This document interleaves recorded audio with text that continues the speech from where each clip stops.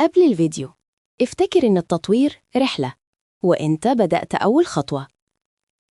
خليني أسألك سؤال مهم. هل عمرك اشتغلت، تعبت، التزمت، وبعد فترة حسيت إنك مش مبسوط؟ أو إنك ما وصلتش للي كنت فاكره؟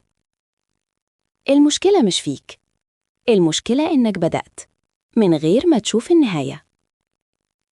النهاردة هنتكلم عن العادة التانية من كتاب العادات السبع للناس الأكثر فعالية. عادة لو فهمتها صح هتغير طريقة تفكيرك عن حياتك كلها. أغلب الناس بتعيش يوم بيوم، تصحى، تشتغل، تنام، من غير ما تسأل نفسها أنا رايح فين؟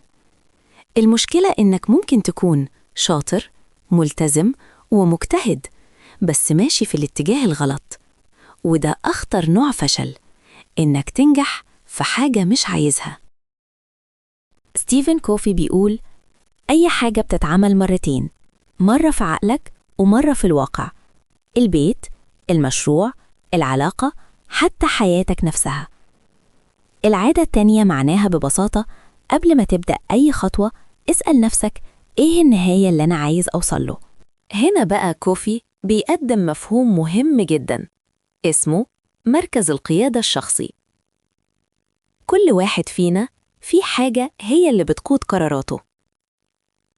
في ناس حياتها بتتمحور حوالين الناس، الفلوس، الشغل، المزاج، الظروف.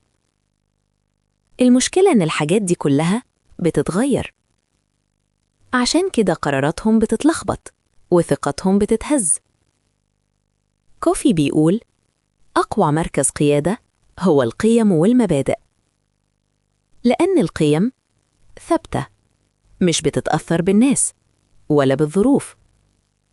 لما قيمك تبقى هي القائد، قراراتك تبقى أوضح وحياتك أهدى. طيب، نعمل إيه عملياً؟ هنا بيجي دور بيان الرسالة الشخصية. الرسالة الشخصية هي دستور حياتك، حاجة مكتوبة ترجع لها كل ما تتحير. الرسالة دي بتجاوب على 3 أسئلة: أنا ليه موجود؟ إيه القيم اللي مش هتنازل عنها؟ عايز أعيش إزاي؟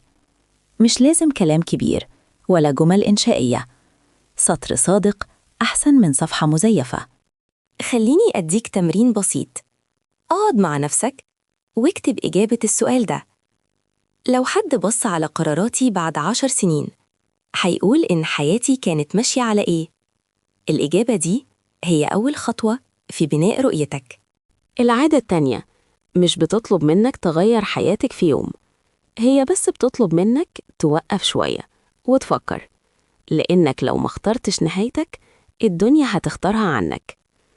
لو الفيديو ده فادك تابع السلسلة عشان الجاي أعمق وأقوى. ودي كانت العادة التانية، ابدأ والنهاية في ذهنك.